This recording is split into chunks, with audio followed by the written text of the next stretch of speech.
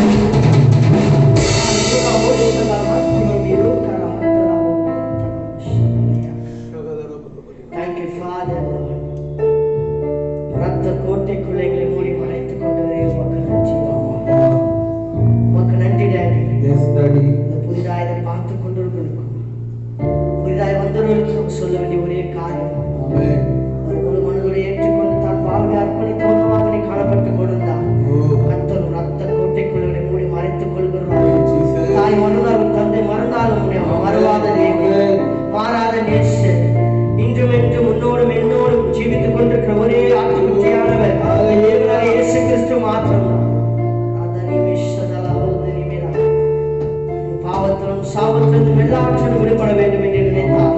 இசைவனை ஒரே காரியம் ஒன்று மாத்திரம், உன்னை முழு மனதோடு அவரிடத்துல முழுவதுமாக அர்ப்பணித்து, உன்னை முழுவதுமாக அர்ப்பணிக்கும் பொழுது யார் மறந்தாலும் சரி, உன்னை மறவாத நேசம். எப்படிப்பட்ட பாவம் செய்திருந்தாலும் சரி, கர்த்தர் மன்னிக்கிறவர். ஒரே ஒரு மாத்திரம் தான், உனக்கும் எனக்கும் தன் பாவத்தை சிலுவையில் சுமந்து, உன் பாவத்தும் என் பாவத்துக்காக தன்னையே அர்ப்பணித்து தன் ரத்தத்தை சிந்தின ஒரே தேவனாகிய இயேசு கிறிஸ்து மாத்திரம் தான்.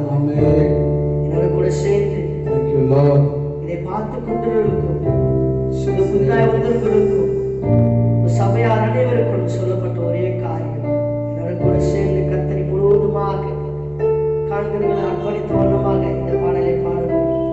என்னோட கூட சேர்ந்து பாடுவோம். அர்ப்பணித்தேன் நான், அர்ப்பணித்தேன்,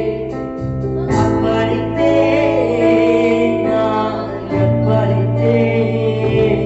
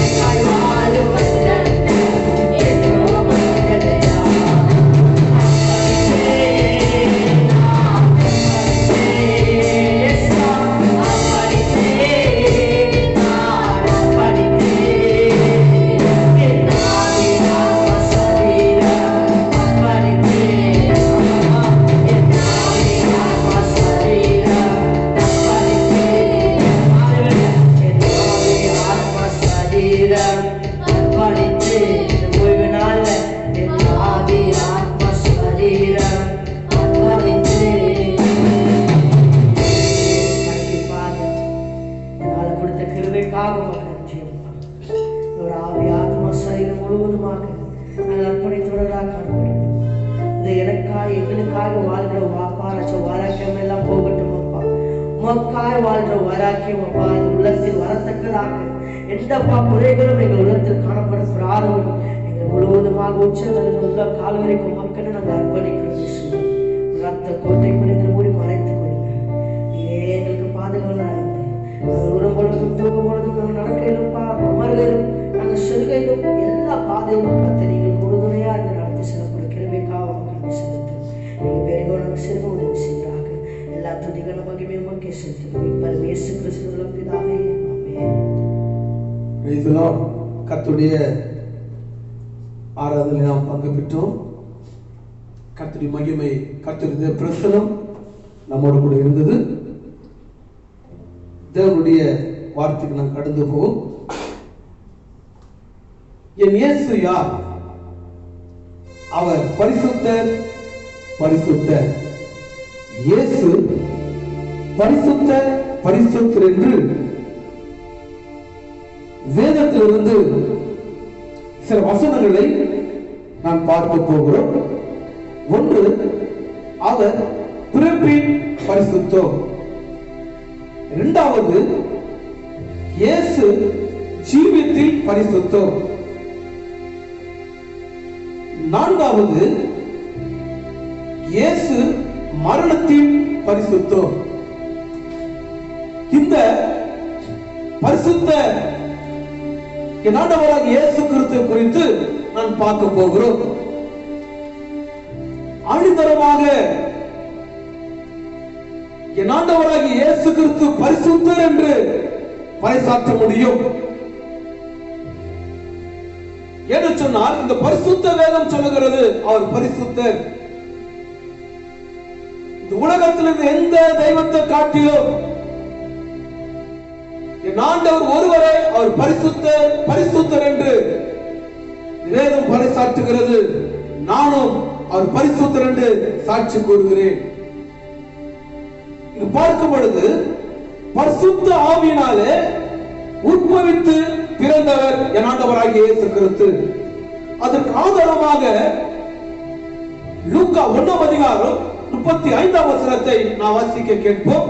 தேவதூதன் அவனுக்கு பிரதியுத்தரமாக, பரிசுத்த ஆவி உன்மேல் வரும், உன்னதமானவருடைய பலன் உன்மேல் நிழலிடும். அதனால் உன்னிடத்தில் பிறக்கும் பரிசுத்தம் உள்ளது தேவனிடத்தில் குமாரன் என்னப்படும். ஹல்லேலூயா. என் தேவனாகிய கர்த்தர் என் ஆண்டவராகிய இயேசு கிறிஸ்து அவர் ஒருவரே பரிசுத்தமான தெய்வம். அவர் ஒருவரே பரிசுத்த பிறந்தவர். அந்த பரிசுத்த ஆவியினாலே பிறந்தவராய் இருக்கிறபடினால தான் இயேசு பரிசுத்தர்.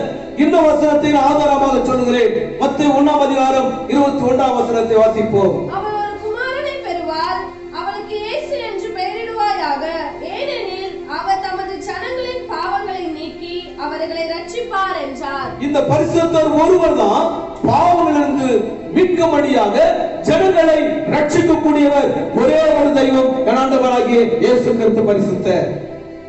அது மாத்திரமல்ல, இந்த பரிசுத்தத்தை குறித்து புதிய ஏற்பாட்டிலும் அல்ல பழைய ஏற்பாட்டிலையும் தீர்க்க தரிசனமாக சொல்லப்பட்ட வார்த்தைகள். தீர்க்க தரிசனாலும் பரலோகத்தில் தூதர்கள் முன்வரிக்கப்பட்டவர்கள் இந்த இயேசு கிறிஸ்து. முன்னறிவிப்பினாலே பிறந்தவர் என் ஆண்டவராகிய இயேசு கிறிஸ்து. அதற்கு ஆதாரமாக ஏசாயா 7ஆம் அதிகாரம் 16ஆம் வசனத்தை வாசிப்போம். ஆதலால் ஆண்டவர் தாமே உங்களுக்கு ஒரு அடையாளத்தை கொடுப்பார். இதோ, ஒரு கன்னிகை கர்ப்பவதியாகி ஒரு குமாரனை பெறுவாள், அவளுக்கு இம்மானுவேல் என்று பெயரிடுவார். ஹல்லேலூயா. பழைய ஏற்பாட்டில் என் ஆண்டவராகிய இயேசு கிறிஸ்து எப்படி பிறப்பார்? கன்னிகை வயிற்றிலிருந்து பிறப்பார் என்று தீர்க்க தரிசனால பரலோக தூதனால முன்வரிக்கப்பட்டவர் பிறந்தவர் என் ஆண்டவராகிய இயேசு கிறிஸ்து. இன்னொரு வசனத்தை சொல்கிறேன். அதை ஏசாயா 9ஆம் அதிகாரம் 6ஆம் வசனத்தை வாசிப்போம். நமக்கு ஒரு பாலகன் பிறந்தார், நமக்கு ஒரு குமாரன் கொடுக்கப்பட்டார். கர்த்தத்துவம் அவர் தோளின் மேல் இருக்கும். அவர் நாமம் அதிசயமானவர், ஆலோசனை கர்த்தர், வல்லமை உள்ள தேவன், நித்திய பிதா சமாதானத்தின் பிரபு என்னப்படும். ஹalleluya. இந்த உலகத்தில் இருக்கிற காட்டிலும் ஒரே ஒரு தெய்வம் என் ஆண்டவராகிய இயேசு கிறிஸ்து சமாதானத்தின் தேவனாகிய கர்த்தர். அது மாத்திரமல்ல, லூக்கா 1:30 வாசிப்போம். தேவதூதன் அவளை நோக்கி, மரியாளே, பயப்படாதே, நீ தேவனிடத்தில் கிருபை பெற்றாய். ஹalleluya.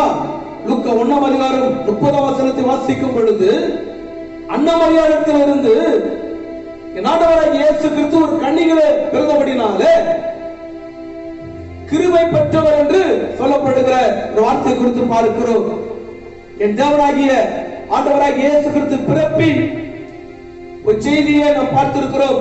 அவர் எப்படிப்பட்டவர் என்று, பரிசுத்தர் என்று பார்க்கிறோம். இந்த பரிசுத்த தெய்வத்தை நாம் நிரூபிக்கிறோம். அவர் ஒருவரே பரிசுத்த தெய்வம் என்று.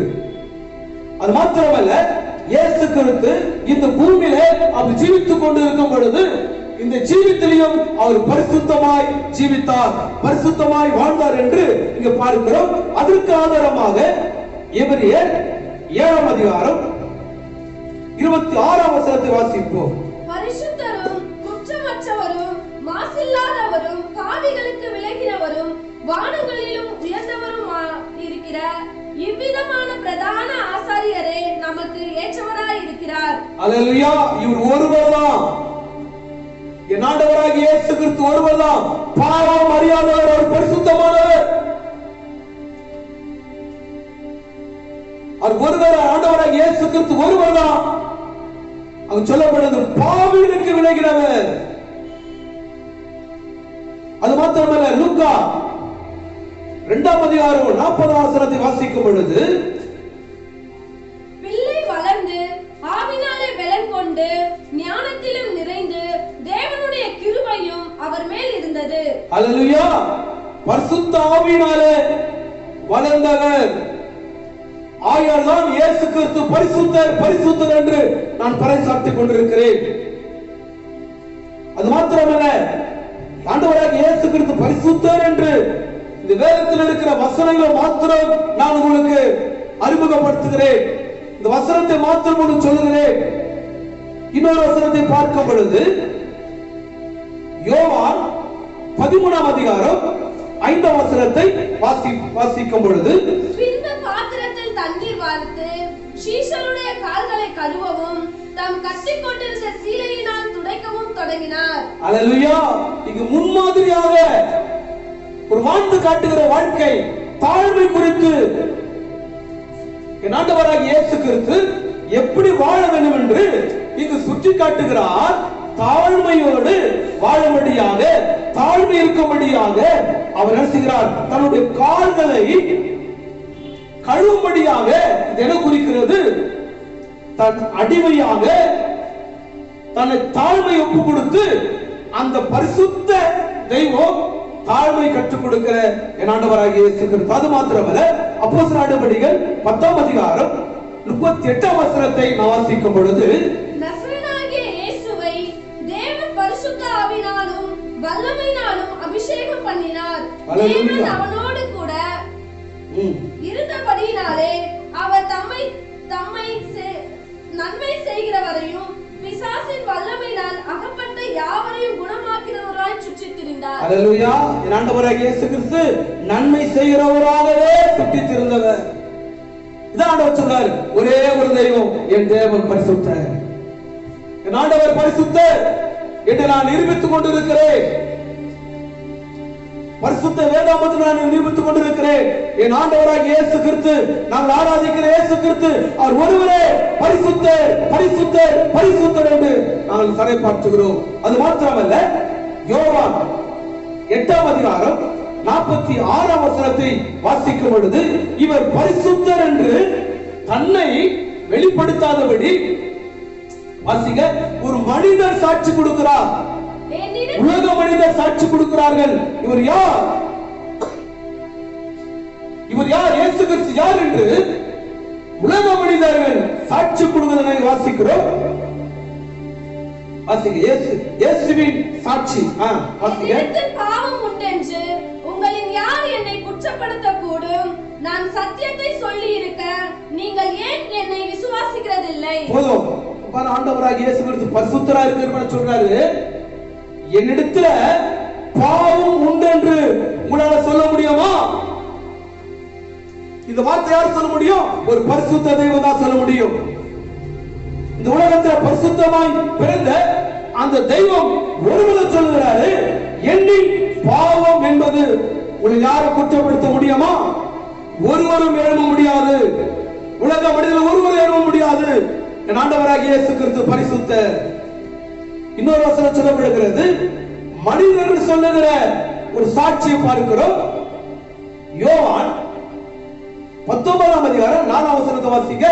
பிலாத்து மறுபடியும் வெளியே வந்து, நான் இவனிடத்தில் ஒரு குற்றமும் காணவில்லை, இவர் பரிசுத்தர் என்று உலகம் சரைப்பாட்டுகிறது. நான் ஒரு குற்றத்தை காணவில்லை. அநேகர் பரிசுத்தர் பரிசுத்தர் போற்றக்கூடிய ஒரு தெய்வத்தை ஆராதிக்கும்படியாக, தொழுது கொள்ளும்படியாக நாம் என்ன செய்கிறோம்? ஆமா, அவர் ஒருவர் தான் பரிசுத்தர். யார் நிரூபிக்க முடியும்? அவர் ஒருவர் என்று பரிசுத்தர் என்று வேதம் நிரூபிக்கிறது. ஆண்டவராகிய இயேசு கிறிஸ்து பரிசுத்தர் என்று சொல்லி. அது மாத்திரமல்ல, லூக்கா 23ஆம் அதிகாரம் 14ஆம் வசனத்தை வாசிங்க. அவர்களை நோக்கி, ஜனங்களை கலக்கத்துக்கு தூண்டி விடுகிறவனோ இந்த மனுஷனை என்னிடத்தில் கொண்டு வந்தீர்கள். நான் உங்களுக்கு முன்பாக விசாரித்த போது இவன் மேல் நீங்கள் சாட்டுகிற குற்றங்களில் ஒன்றையும் நான் இவனிடத்தில் காணவில்லை. அல்லேலூயா. இந்த உலகம் இயேசு பரிசுத்தர் இல்லை, பரிசுத்தர் இல்லை என்று சொல்லப்பட்டாலும், ஆனால் மனிதர் சொல்லுகிறார்கள், இவரிடத்தில் ஒரு குற்றம் காணவில்லை, இவர் ஒருவரே பரிசுத்தர், இவர் ஒருவரே உன்னதமானவர், இவர் ஒருவரே கடவுள். அது மாத்திரமல்ல, இந்த பரிசுத்த ஆண்டவராகிய இயேசு கிறிஸ்து அவர் செய்த ஒரு சில 2 அற்புதத்தை நாம் பார்க்க போகிறோம். யோவான் 2ஆம் அதிகாரம் 5ஆம் வசனத்தை வாசிங்க. அவருடைய தாய் வேலைக்காரனை நோக்கி, அவர் உங்களுக்கு என்ன சொல்லுகிறாரோ அதன்படியே செய்யுங்கள் என்றார். யூதர்கள் தங்களை இங்க ஒரு அற்புத ஆண்டவர் செய்கிறாரு. தண்ணீரை திராட்சரசமாய் கர்த்தர் மாற்றுகிறார். தண்ணீரை திராட்சரசம் மாற்றின ஒரே ஒரு தெய்வம் என் ஆண்டவராகிய இயேசு கிறிஸ்து. அது மாத்திரமல்ல, யோவான் 11ஆம் அதிகாரம் 43ஆம் வசனம் 45ஆம் வசனத்தை வாசிப்போம். இவைகளை சொன்ன பின்பு லாசருவே வெளியே வா என்று உரத்த சத்தமாய் கூப்பிட்டார். என் ஆண்டவராகிய இயேசு கிறிஸ்து ஒருவர்தான் மரித்து போனவர்களை எழுப்ப முடியும். மரித்து போன லாசர் ஒரு மனிதனை என் ஆண்டவராகிய இயேசு கிறிஸ்து உயிரோடு எழுப்பின ஒரே ஒரு தெய்வம் என் ஆண்டவராகிய இயேசு கிறிஸ்து. அது மாத்திரமல்ல, லூக்கா 8ஆம் அதிகாரம் 24ஆம் வசனத்தை வாசிக்கும் பொழுது, லூக்கா 8ஆம் அதிகாரம் 24ஆம் வசனத்தை வாசிக்கும் பொழுது, அவர்கள் அவரிடத்தில் வந்து, ஐயரே ஐயரே மடிந்து போகின்றோம் என்று அவரை எழுப்பினார்கள். அவர் எழுந்து காற்றையும் ஜலத்தின் கொந்தளிப்பையும் அதட்டினார். அல்லேலூயா. என் ஆண்டவராகிய இயேசு கிறிஸ்து ஒருவரே இயற்கை மீது அதிகாரம் உள்ளவர்.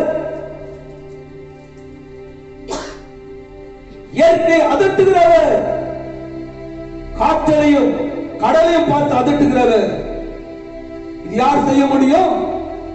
இது யாரால கூட? ஒரே ஒரு தெய்வம் என் ஆண்டவராகிய இயேசு கிறிஸ்து மாத்திரம்தான். அவர் ஒருவரால் கூட காற்றையும் கடலையும் அதட்டுகிற வல்லம் உடையவர் என் ஆண்டவராகிய இயேசு கிறிஸ்து.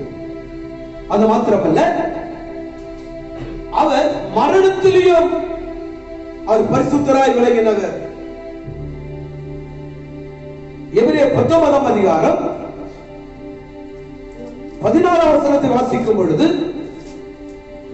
எபிரேயர் 9ஆம் அதிகாரம் 16ஆம் வசனம், நித்திய ஆவினாலே தம்மை தாமே பழுதற்றபடியாக மரணத்துக்கு ஒப்பு கொடுத்த கிறிஸ்துவினுடைய ரத்தம் ஜீவனுள்ள தேவனுக்கு ஊழியம் செய்கிறதற்கும் போதும். இங்க சொல்லப்படுகிறது, தன்னைத்தானே பலியாக, பரிசுத்த பலியாக தன்னை ஒப்பு கொடுத்தார். மரணத்திலேயும் என் ஆண்டவராகிய இயேசு கிறிஸ்து பரிசுத்தராய் இருந்தார். மரணத்திலேயும் என் தேவன் பரிசுத்தராய் இருந்தார். அது மாத்திரமல்ல, உயிர்த்தெழுதலையும் என் தேவன் பரிசுத்தராய் உயிர்த்தெழுந்தவர். ரோமர் 1:5 மாமிசத்தின்படி தாவீதின் சந்ததியில் பிறந்தவரும் பரிசுத்தமுள்ள ஆவியின்படி தேவனுடைய சுத்ததன் என்று மரித்தோரில் இருந்து உயிர்த்தெழுந்ததினாலே பலமாய் ரூபிக்கப்பட்ட தேவகுமாரராய் இருக்கிறார். ஹalleluya. அவர் எதெல்லாம் பரிசுத்தர்? பிறப்பில பரிசுத்தர், வாழ்க்கையில் பரிசுத்தர், அற்புதம் செய்த பரிசுத்தர், மரணத்தில் பரிசுத்தர், உயிர்த்தெழுந்த பரிசுத்தர். இப்படிப்பட்ட தெய்வம் தான் பரிசுத்தர், பரிசுத்தர், பரிசுத்தர் என்று சொல்லுகிறோம். அதான் வேதம் சொல்லுகிறது, அவர் பரிசுத்தமாயிருப்பது போல நீங்களும் பரிசுத்தமாயிருங்கள். அவர் எப்படி பரிசுத்தமா இருக்கிறாரோ அதை நாங்கள் சொல்லுகிறோம். அவர் பரிசுத்தமா இருங்க. அவர் பரிசுத்தர். நாங்கள் ஆராதிக்கிற தேவன் பரிசுத்தரா இருக்கிறபடினால நாங்களும் பரிசுத்தமா இருக்கும்படியா கர்த்தர் விரும்புகிறார். என் அன்பான தேவ ஜனமே, இதை கேட்டுக் கொண்டிருக்கிற அருமையான விசுவாச மக்களே, தேவனை அறியாத ஜனங்களா இருந்தாலும் நீங்கள் சிந்தித்து பாருங்கள். நான் வணங்குற தெய்வம் யார்? பரிசுத்த தெய்வமா? நான் தொழுது கொள்கிற தெய்வம் பரிசுத்த தெய்வமா? நிரூபிக்க முடியுமா? நான் நிரூபிக்கிறேன், என் ஆண்டவராகிய இயேசு கிறிஸ்து பரிசுத்தர் என்று. வேறாவது பரிசுத்தர் என்று, என் தேவன் பரிசுத்தர், என் தெய்வம் பரிசுத்தர் என்று நிரூபிக்க முடியுமா? பரிசுத்த வேதம் நிரூபிக்கிறது, ஆண்டவராகிய இயேசு கிறிஸ்து அவர் ஒருவரே பரிசுத்தர் என்று. அன்பான தேவ ஜனமே, இதை கேட்டுக் கொண்டிருக்கிற அருமையான வாலிபிள்ளையே, ஜனங்கள் பார்க்கும் பொழுது ஒருவர் பரிசுத்தர் பரிசுத்தர் என்று சொல்லுகிறார்களே, ஒரு மெய்யான பரிசுத்தரா,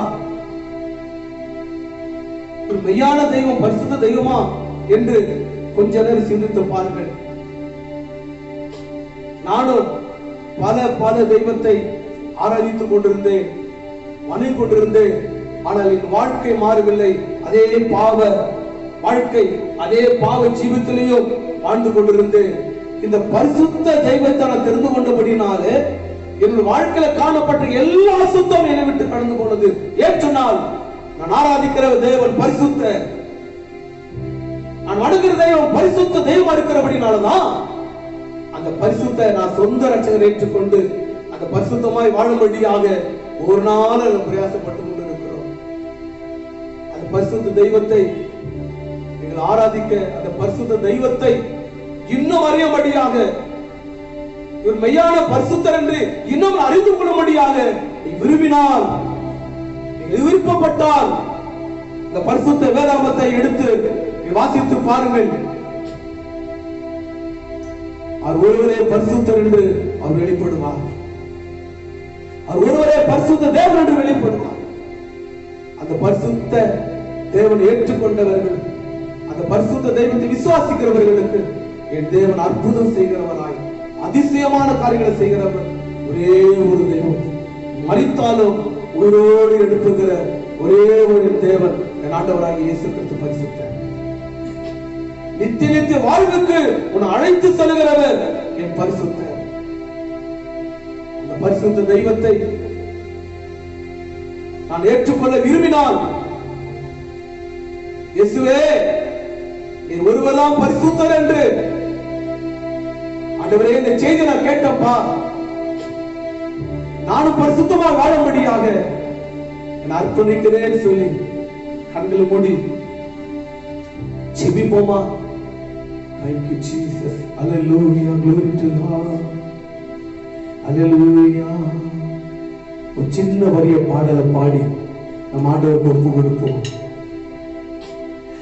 அற்புதர் அற்புதர் அற்புதர் அற்புதர் இயேசு அற்புதர். அண்டிலோர் வாழ்வை இன்பமாய் மாற்றும் இயேசு அற்புதர். அற்புதர் அற்புதர் அற்புதர் அற்புதர் இயேசு அற்புதர். அண்டிலோர் வாழ்வை இன்பமாய் மாற்றும் இயேசு அற்புதர். அரிசல் மேலே நடந்தவன் எங்கள் இயேசு அற்புதர். ஆலோசனை காட்சியை அடக்கி படுத்திய இயேசு அற்புதர்.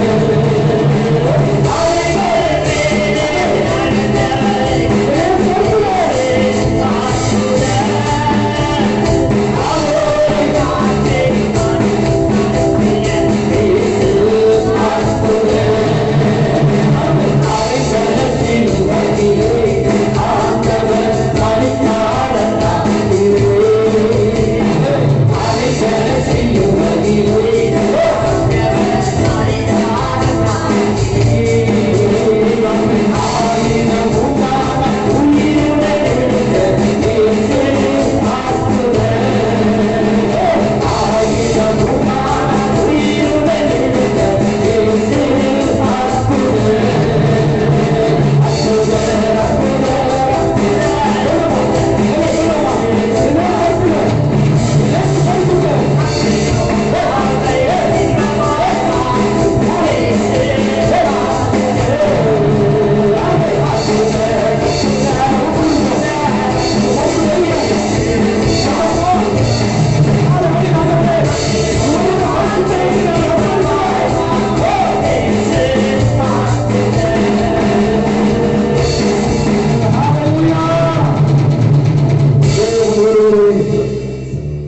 அவர் அற்புத பரிசுத்த உண்மையான தெய்வத்தை